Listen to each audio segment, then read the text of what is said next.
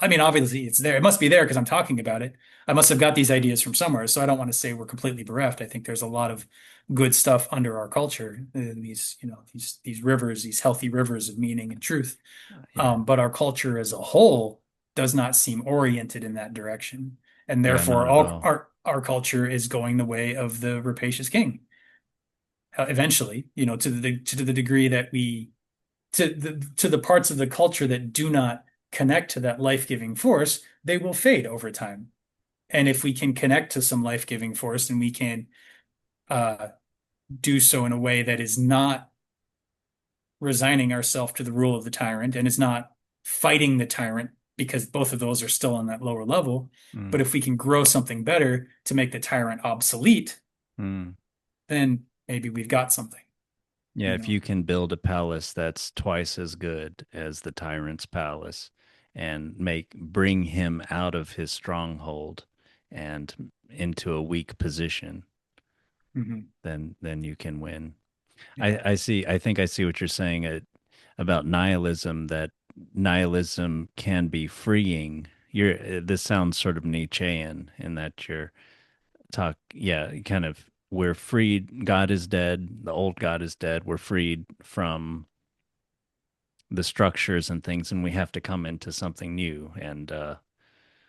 And yeah, and I hope that's not something, yeah, some kind of bunch of wars or something like that, which sort of 20th century sort of seemed to be the answer to totalitarianism and war. But yeah, I Well, see. So again, that's there's a a, lack of the sacred, right?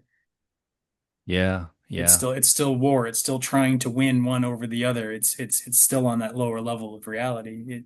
And yeah. that'll always be there. But if that's the only thing there is, if you only have the sort of sacred, then you get very ungrounded and there's no way to relate to the world. But if you only have the world, then you're just tearing each other apart. And when you have both of them, when you're able to sustain both of them, then you have something healthy.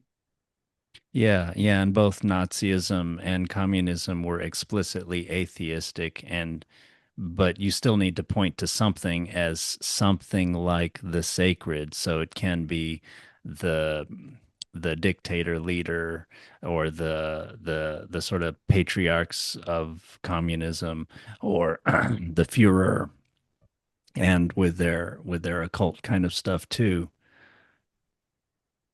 Yeah, but I see what you so it seems like the nihilism you're saying is good, is the freeing nihilism, but the nihilism we tend to have is a sort of this enslaving nihilism where we're enslaved to this idea, like I should have meaning, I should have these something that the old culture was pointing to, and I don't.